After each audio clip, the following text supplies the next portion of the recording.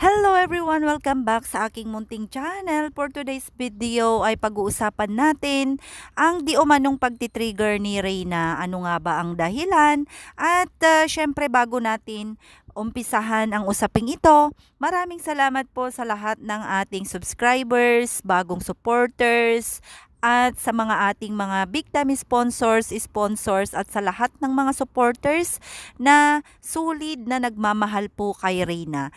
Napakaraming usap-usapin ngayon na si Reyna nga daw po ay nag-trigger muli, kaya naman sa video na ito ay malalaman natin kung ano nga ba ang dahilan at totoo nga ba itong nag-trigger.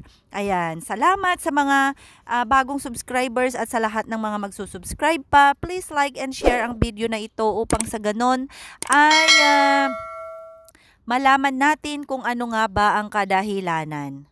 Yes, marami nga po ang mga nagme-message at tumawag sa atin kung gaano nga ba katotoo ang usaping ito.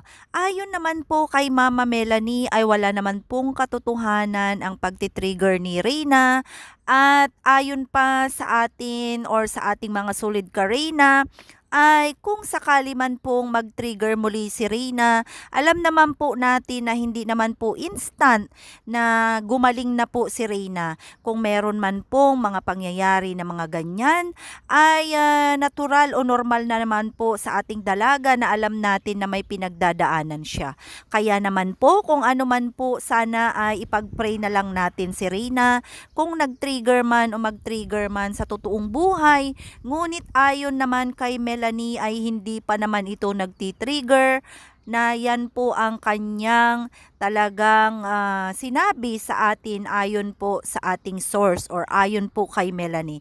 Kaya sa mga usap-usapin na si Reyna daw po ay tumawag di umano kay Roda upang alamin siguro or ano pa man ang kanilang napag-usapan, pero ayon po kay Melanie ay hindi naman po ito nangyari or hindi naman po nag-trigger si Reyna so far sa awa ng Diyos.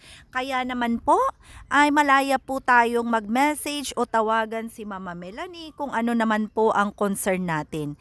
Ganun pa man, ang mahalaga ay nasa mabuting kalagayan at nasa pangangalaga ng kanyang mama na si Melanie si Reyna. Mabuhay po tayong lahat na nananalangin kay Reyna at sa mga solid Reyna. Patuloy lang po tayong magtiwala kay Mama Melanie na hindi niya ito pababayaan.